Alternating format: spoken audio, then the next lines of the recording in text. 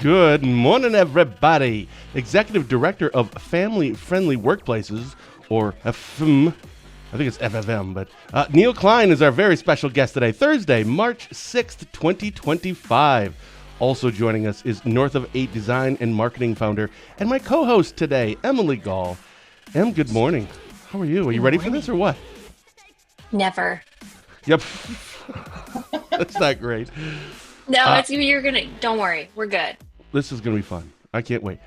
So just to kind of give a behind the curtains thing, you and I have been talking about maybe kind of co-hosting a show together, and we've been kicking around for a while.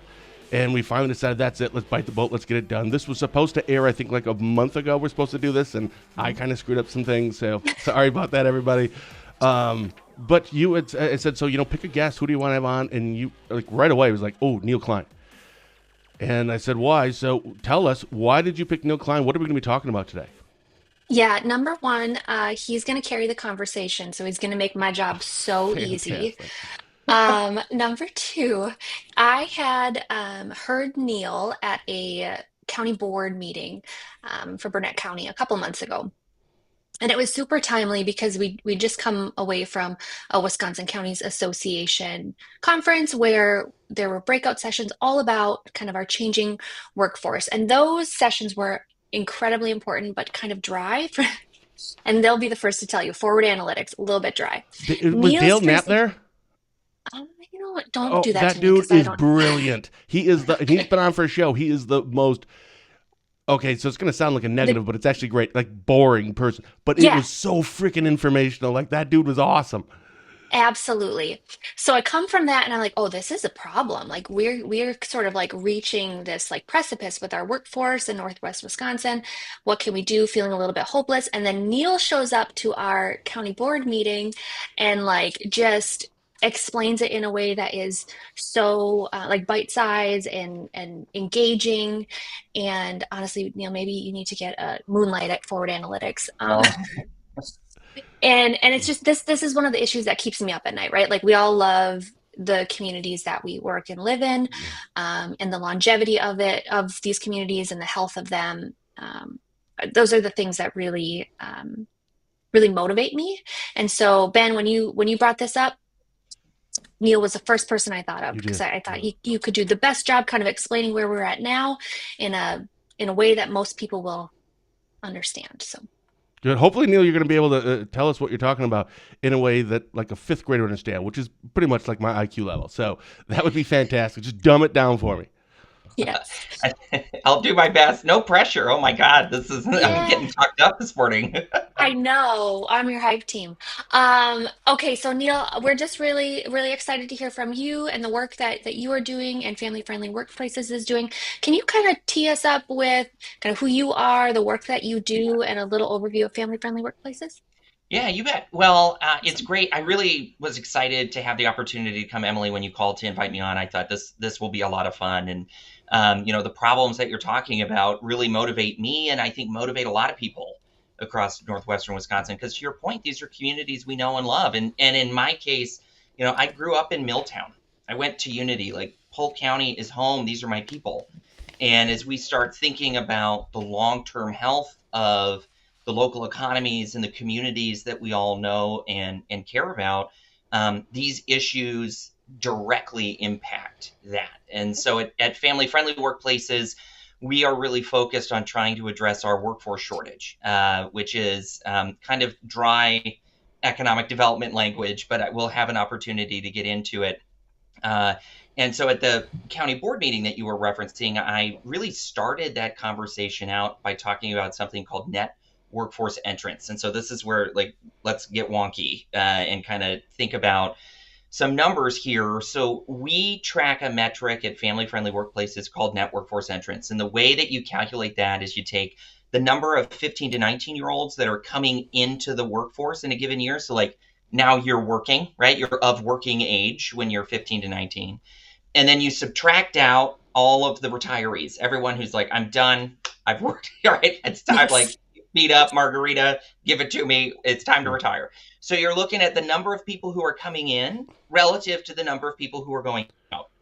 And that number gives you a net entrance number. And so when we look across the northern part of Wisconsin, including St. Croix County and Polk County, which we can talk a little bit more about St. Croix County, but Burnett, Washburn, Sawyer, Ashland, all of these places, more people are leaving the workforce than coming into it. And so that means that today there are less people available to work than there were yesterday. And when you do that for a couple of decades, what you have is a significantly smaller pool of people available to work. And that pretty quickly begins to impact a lot of things in your local economy. Because if employers are struggling to find people, that means that, if you think about what employers do and what the private sector does, it creates wealth.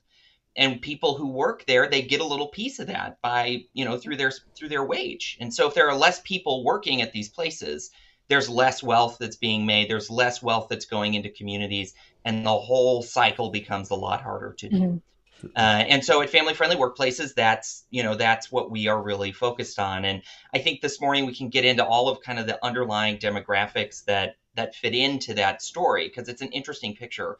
But on a broad level, that's what we're really working to try and address. All right. I want to quick say good morning to Carol and to Brian, Renee, and of course to I'll always call her Representative Gay Magnifici. I know she's not, but whatever. That's how I got to know her first, was Representative, so she'll always be Representative Gay Magnifici to me. And I don't want to get too far ahead here, but you had referenced some of the counties. You said Polk and St. Croix and Burnett and Washburn.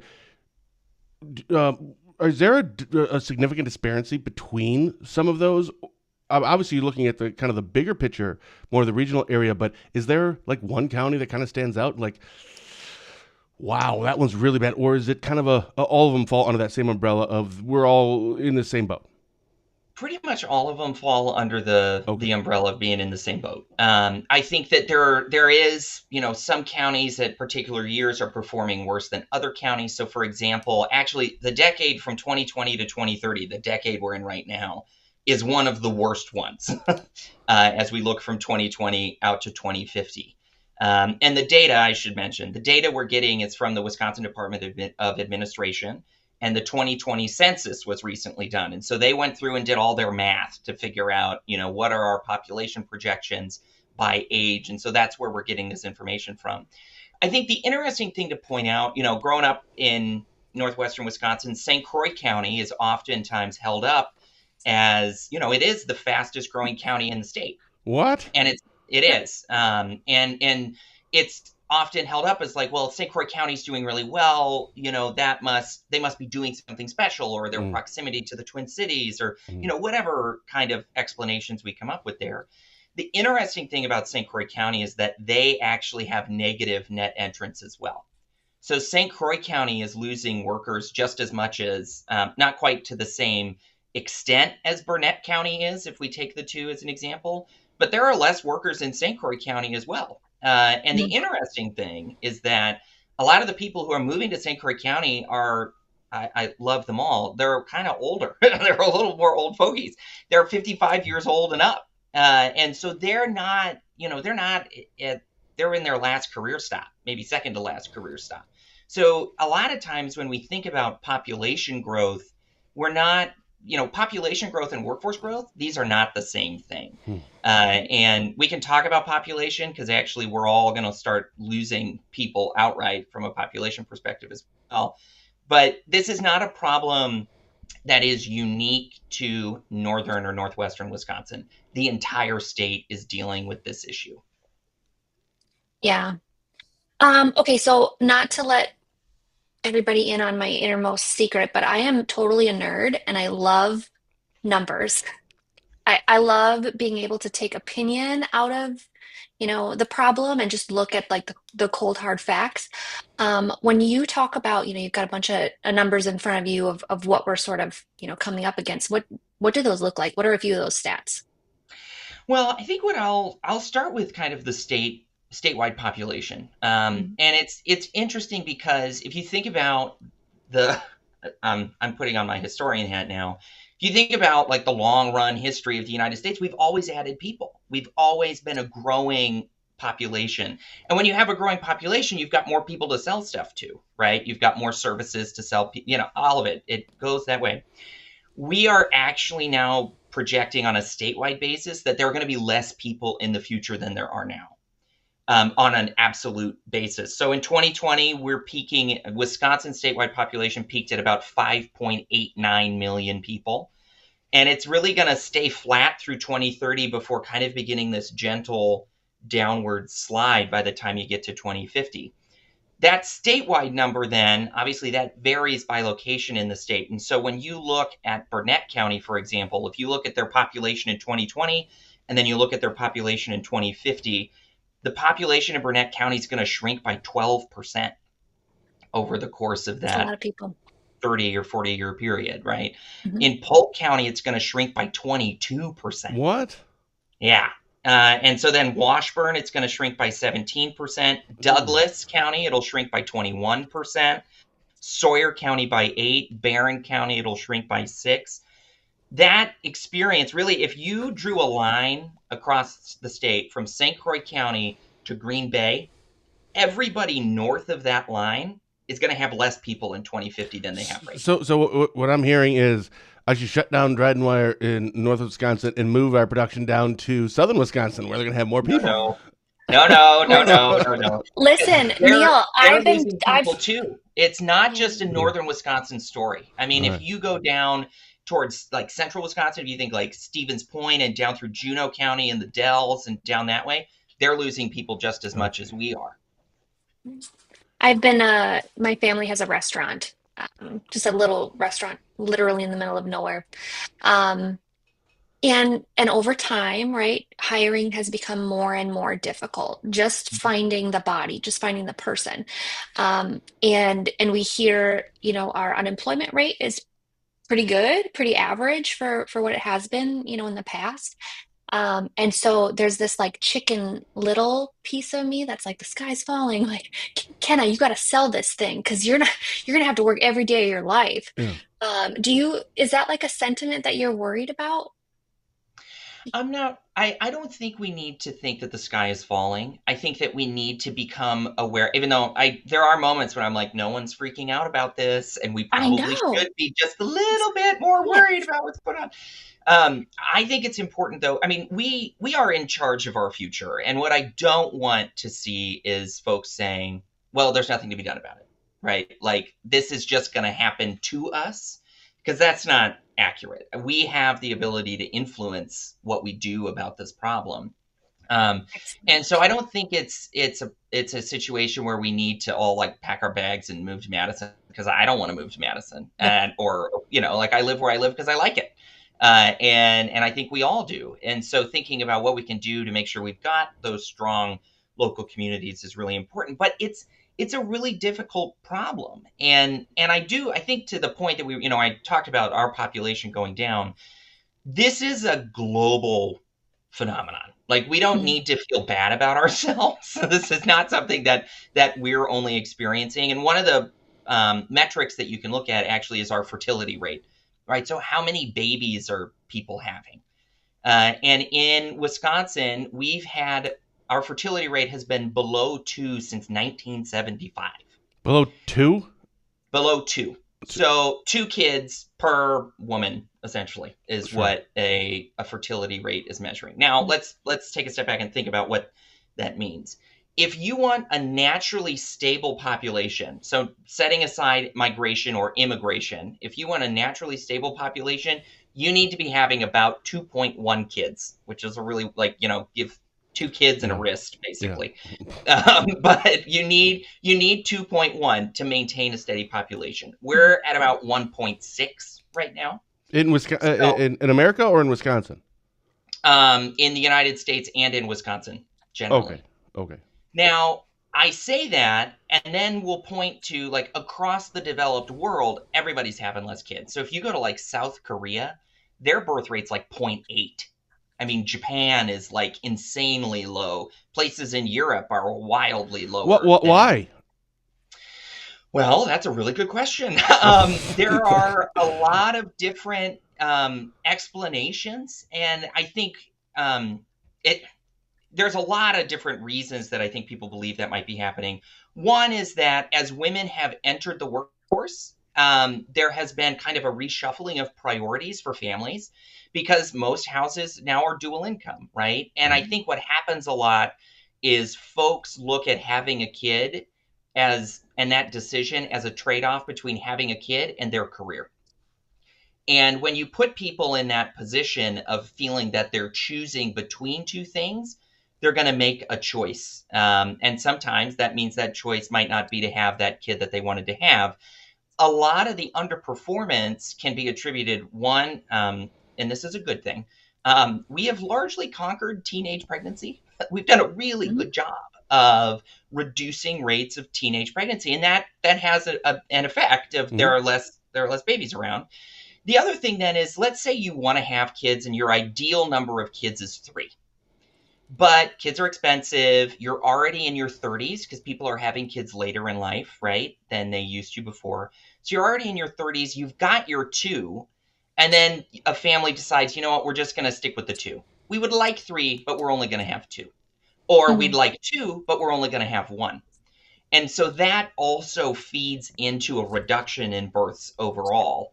That can really begin to impact the number. And sometimes governments try to do funny things, like there was in Amsterdam, in Denmark, or the Netherlands, in the Netherlands.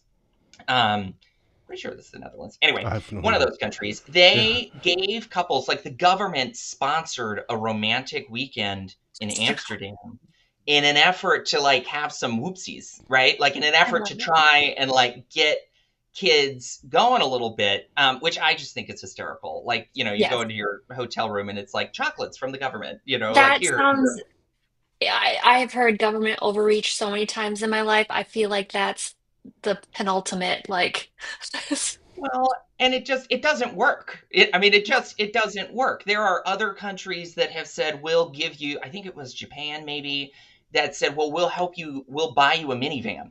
Because maybe that's preventing people from having, they just gave some folks minivans and otherwise didn't really impact the number of kids that they're having. And so to your point, or to your question, Ben, from our perspective, we need to make sure that folks don't feel that there's a trade-off there, that they can kind of have the career and the life that they want and have kids at the same time. And that to the extent we can reduce the sense of a trade-off, that will help people have that third kid instead of just the 2, or that first kid instead of none.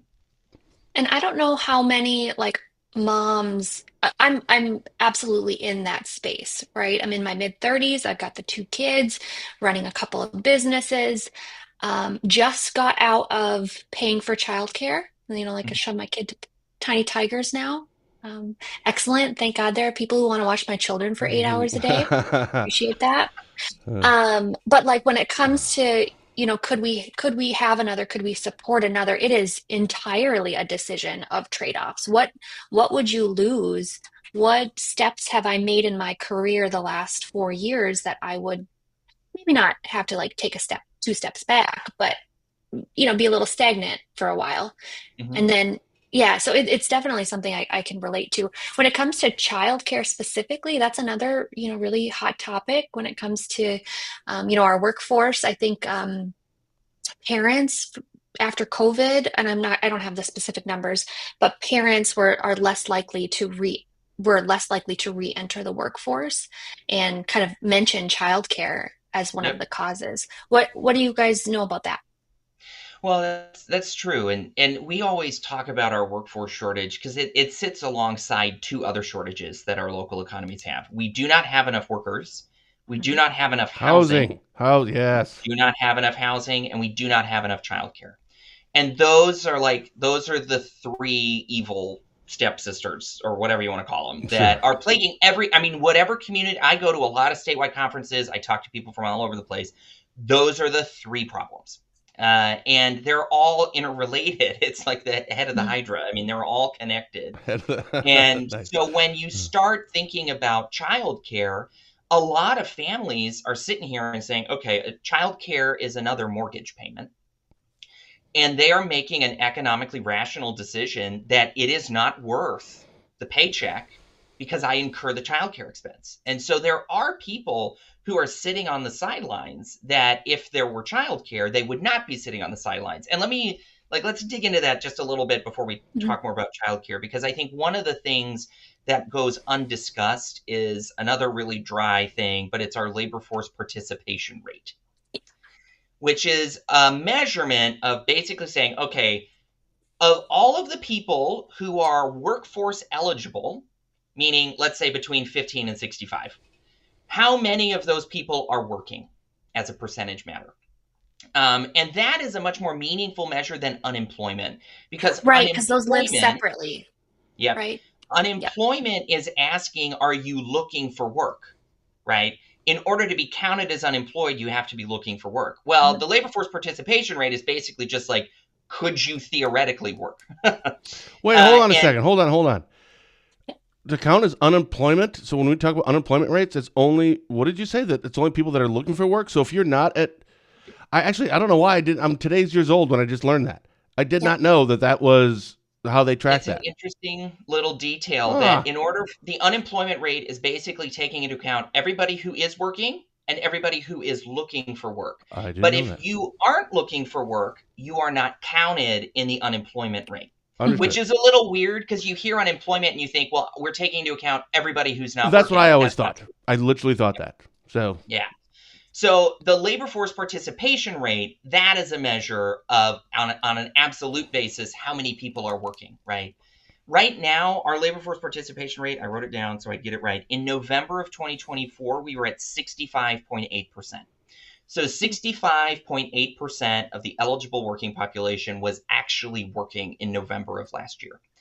That is a full 10 percentage points lower than it was in the late 90s. We peaked in the late 90s at about 75% of labor force participants, eligible workers working.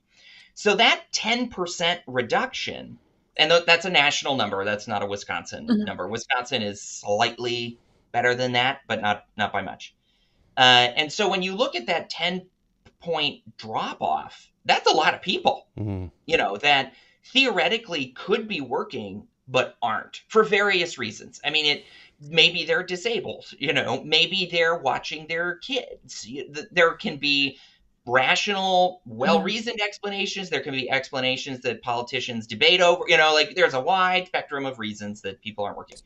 But when you look at that labor force participation rate and then lay it on top of our workforce shortage that we were talking about up at the top, anything that makes that workforce participation or that labor force participation rate worse, we need to be focused on, because there are Mhm. just less people around. Mm. So the margin for error is just so much smaller than it was before. And that's where childcare becomes a really relevant issue, because Hold on a sec. Actually, it gets right to I'm sorry to interrupt here, but we have a question here no, from Brian, and that may tie right in. What impact will cuts to preschool programs and childcare have on Wisconsin workforce? Kind of that same umbrella. What impacts does preschool programs and childcare have a workforce? You've touched on some of that already, but I think he's kind of looking at it more from the perspective of if there's any cuts to that, how will that impact? yeah, I mean, I don't have a good number for you, Brian, around how to think about, if you lose a childcare slot, what does that mean? Because there are some people who, if a preschool program closes, then they're going to go to friend, family, and neighbor care, right? They're going to have someone down the street that watches their kid. But it is undeniable, and I think the data point that I'll use and point Brian towards, the Minneapolis Federal Reserve Bank did a really interesting study pre and post COVID, where they looked at the rate of dual working households. So you've got mom and dad or whoever it is, how many in that household are working relative to not? How many households are both of them working? And before COVID and after COVID, there was a massive reduction, particularly among high school and more technical college educated folks. There was a massive reduction in the number of households where both members of that household were working. And the primary explanation for that was childcare. And it's Mhm. because they were sitting there going, it's not worth it. I'm the money that I am making after I pay for childcare just does not make it worth working. And I think approaching it from that perspective really puts the importance of childcare into your mind, because again, anything we can do to improve that labor force participation rate really matters, because a percentage point on that labor force participation rate represents a lot of workers that our economy really needs. So So basically, what I'm hearing is we should be outlawing condoms. Is that what I'm hearing? Is the overall umbrella here? I don't think we want to like have No, more no, no. teenage pregnancy. I think we've made good progress on a lot of these things. But I do think, we've actually got the joke. It's a little crude, and I'll say it here, even though it will live forever on the internet. Yes, it We are will. not having the joke that we have sometimes is like, we're not having enough productive sex. Like, we're not having enough kids. And the other dynamic there, though, is we're not having enough kids. And alongside that, we've got a huge group that's retiring. Baby boomers are a massive proportion of our workforce, and they're ready to put their feet up and drink their margaritas, which I understand. And actually, that once again ties right into a question: what about the aging of our population and the high percentage of retired folks in Northwest Wisconsin? Thank you, Dave. Dave, you led me right into the point. Thank you.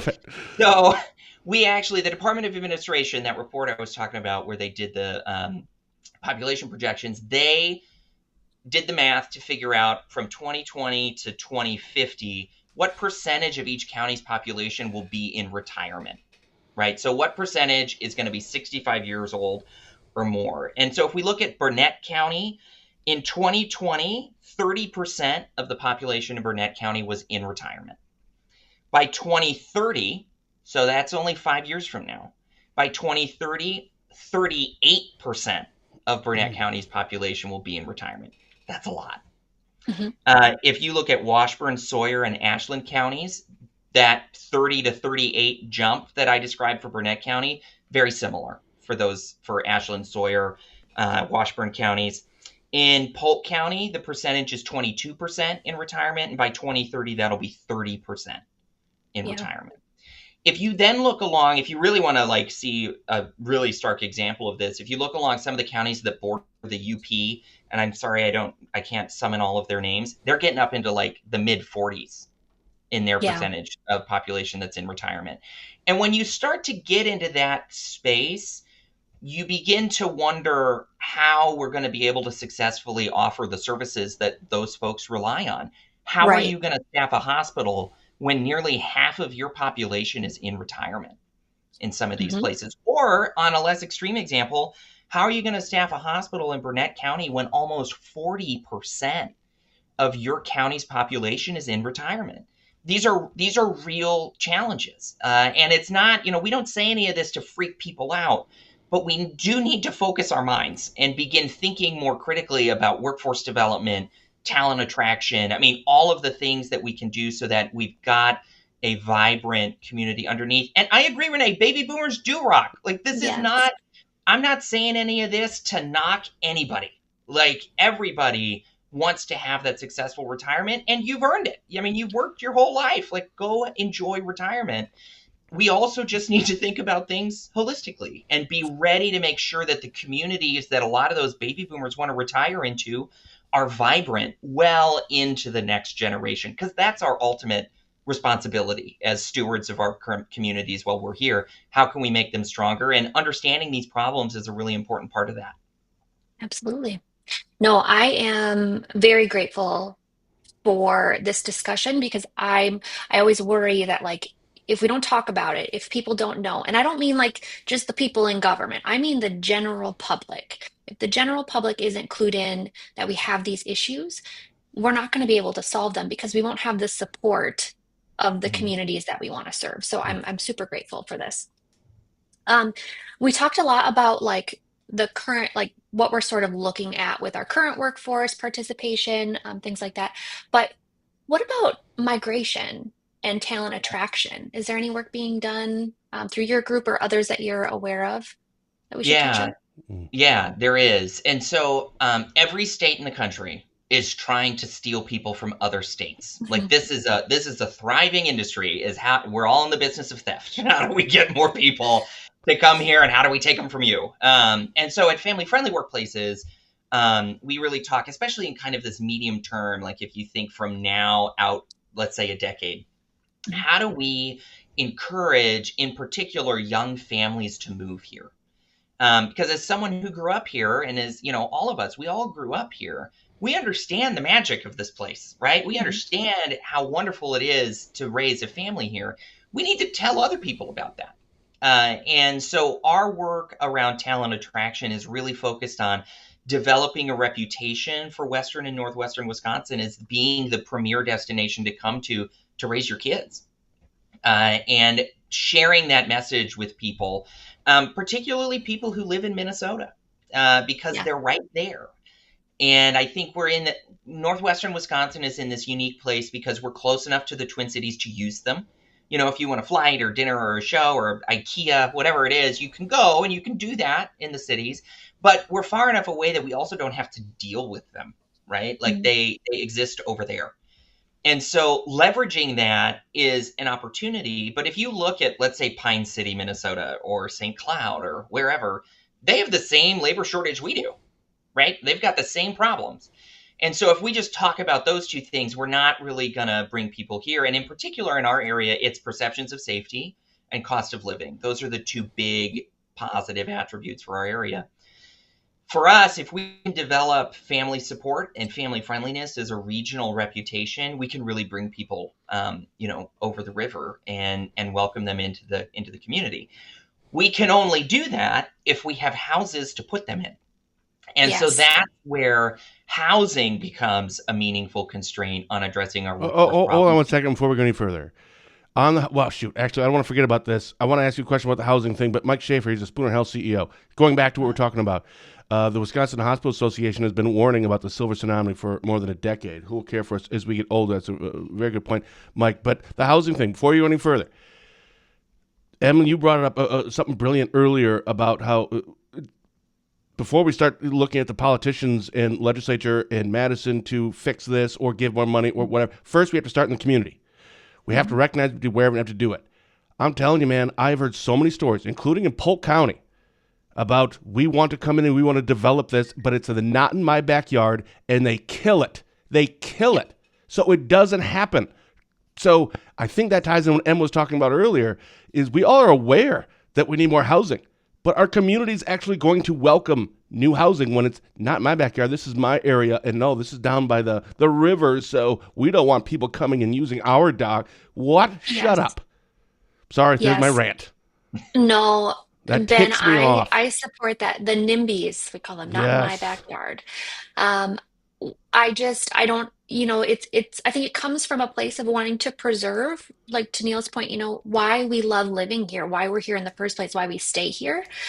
But I think it's very short-sighted, right? If we're facing all of these issues in the next 5, 10, 20 years, your community is not going to look the same. You're not going to be able to go get get a dinner on Monday nights because the restaurants will only be open on the weekends. Your grocery stores, your local ones, the prices are going to go way up because just the economies of scale aren't going to be there anymore.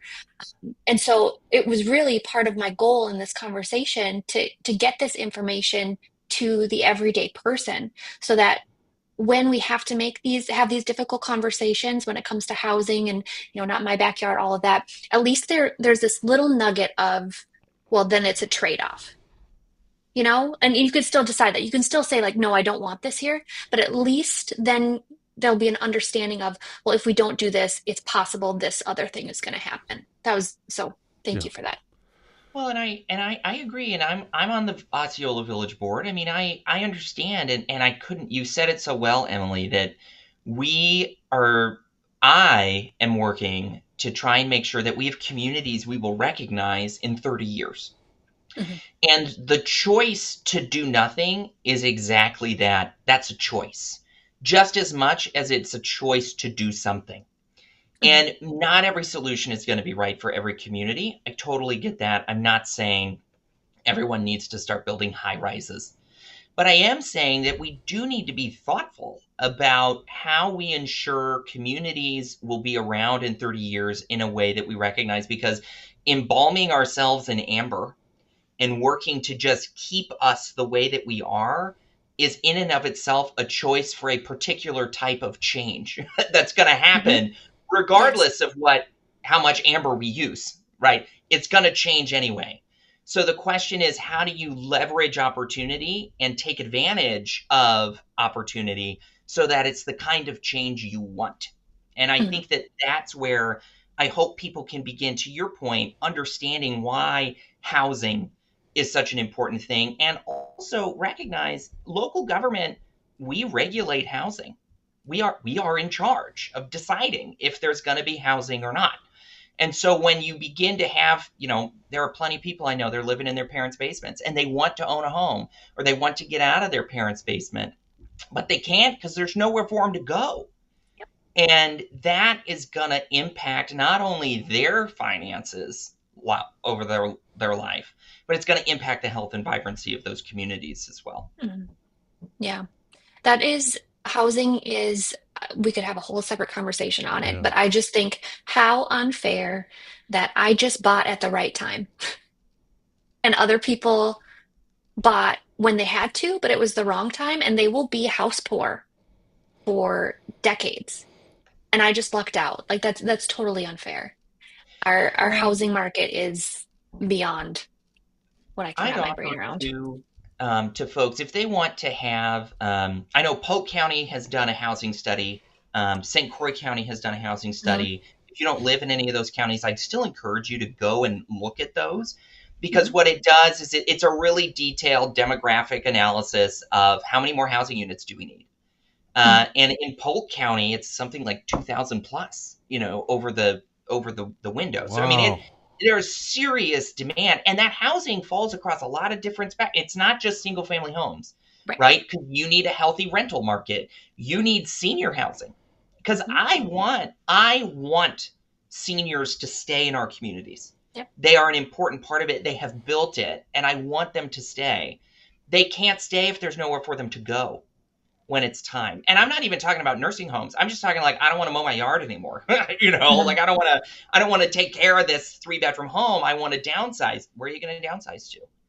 Those are the kinds of conversations that I think people need to be having around housing, because it gets directly at the long-term health of our Mhm. economic health of our communities. Hmm. Yeah. Hey Ben, are there any like county initiatives in Washburn County for housing? How would I know? No, come on, man. I don't know, to be honest. Okay. I'm sorry, I should say it hasn't come up in anything up No, until this I lost point. an AirPod. Oh, Oh yeah, no, it, gosh. it, it hasn't come I'll be up yet. back. Well, and I'll Live say shows. too, I think a lot of times, the stuff that gets in the way of housing is particularly boring. I mean, it's zoning. Mhm. It's your internal Oh approval. yeah, zoning.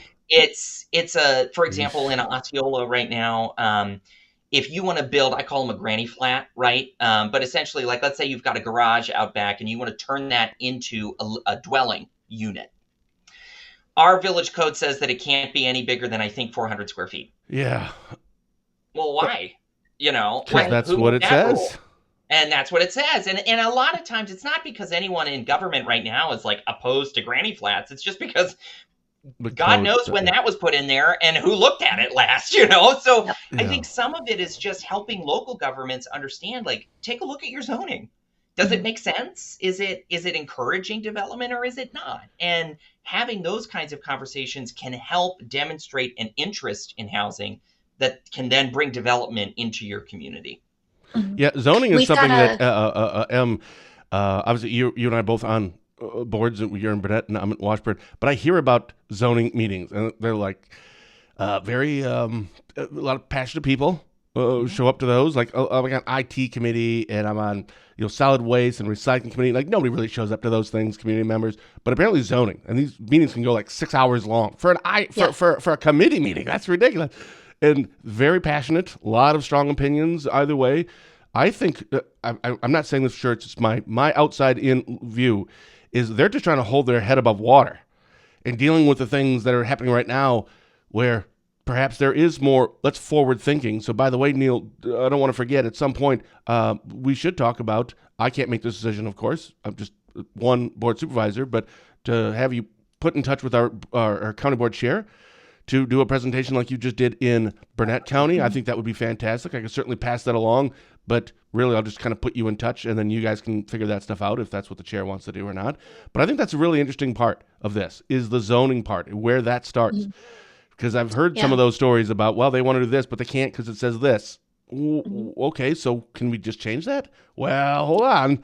And I understand it's government, it works slowly. I get that, but that's interesting perspective. And then it's all related to your comprehensive plan, right? So we just did that in Burnett County, and got some public input, and zoning is very tied into that comprehensive plan. But I'm really excited too, because we do have a new housing committee in Burnett County. That's what? Fairly new.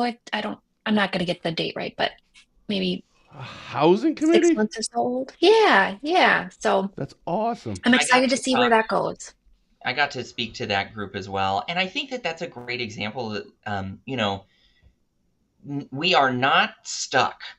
And I think sometimes I get agitated when what I hear from people is, "Oh, life happens to me." Right?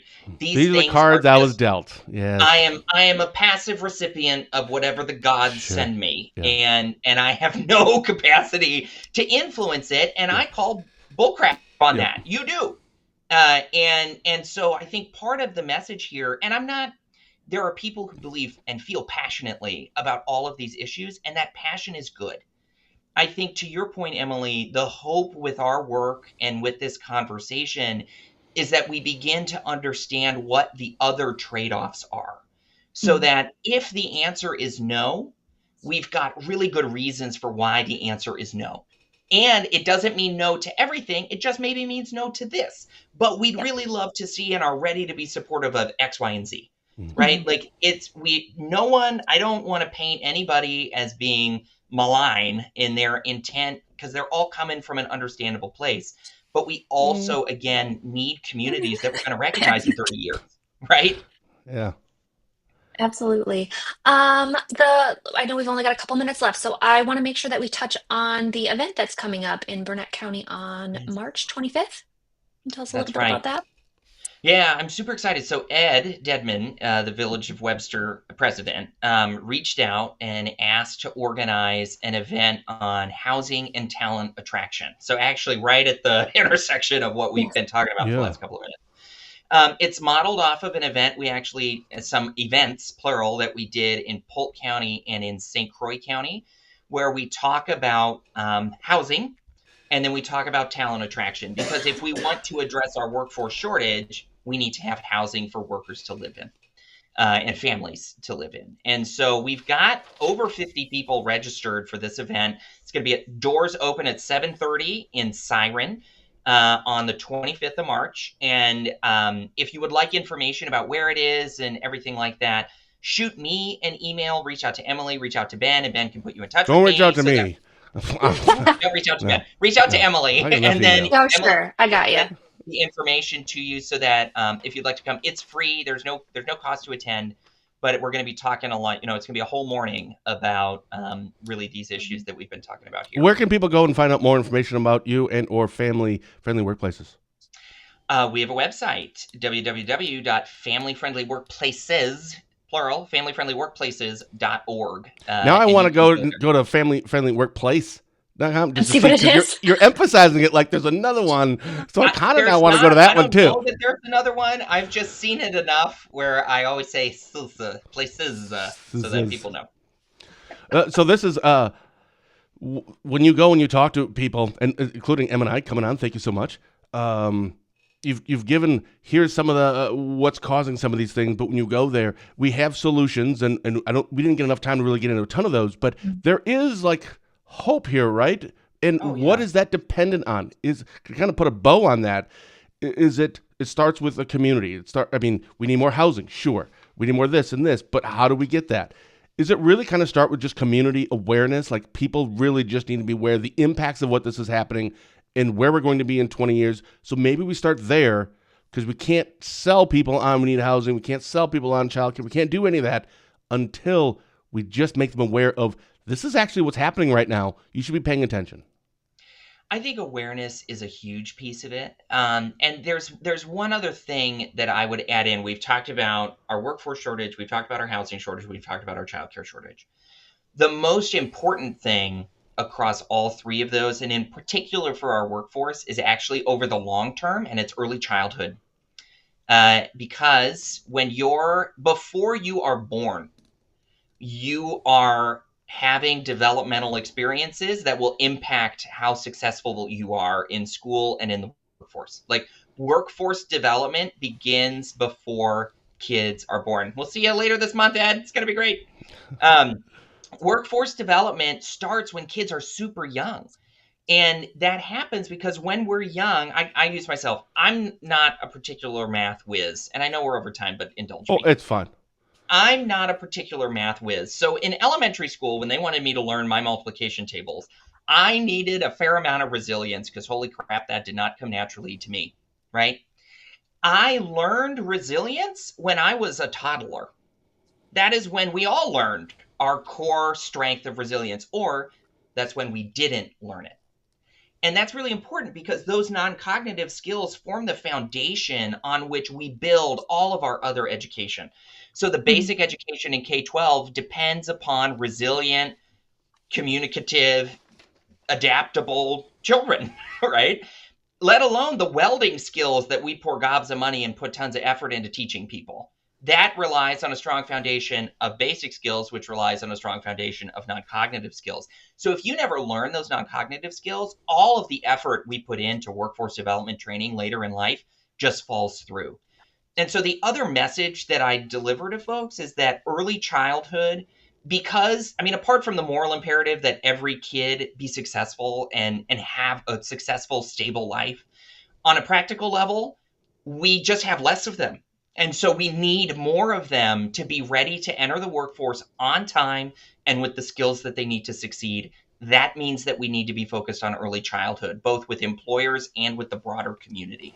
And so I'd offer that as a really important long-term thing for us to pay attention to, alongside housing, alongside childcare, alongside talent attraction, and all of the other stuff that we've talked about.